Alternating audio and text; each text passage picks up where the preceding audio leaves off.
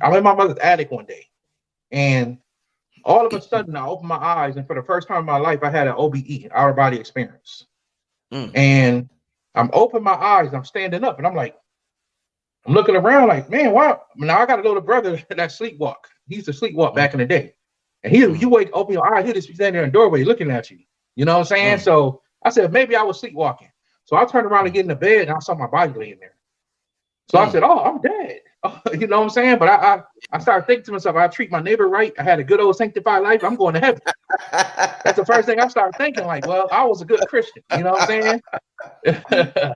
I was a good Christian. So, that's the first thing I thought. So I said, well, this is crazy. So all of a sudden I turned around, and my mother had a big window in her attic, and I looked through the window and the sun was coming up.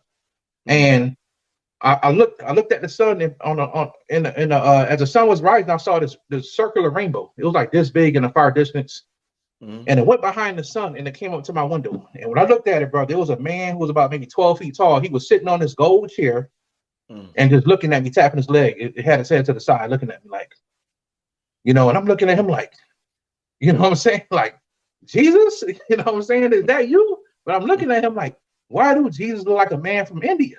Mm. You know what I'm saying? He had the long, curly hair, wavy hair. He kind of looked like me, but he was Mm. a skinnier version of me, but he was Mm. really tall sitting on his chair. Long story short, brother, he disappeared off the chair. He was standing up in my room, and he's looking at me, and he looked at me and said, come here, son. And when he said those words to me, brother, it did something to me. It's like he was waiting.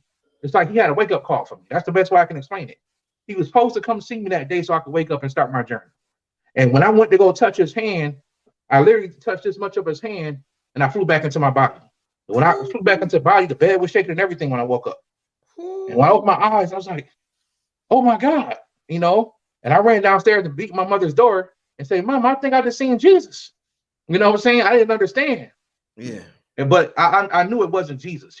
So it took me on a search to start looking outside of the Bible, and that's led me to the path of metaphysics. Because I had to find out who this man was. And later on, I found out he was an Indian deity named Indra, Lord Indra. Mm-hmm. And I found out that I'm a part of his consciousness. We are all part of a deity's consciousness. But I Mm. was a part of his consciousness, and I'm pretty much a part of him.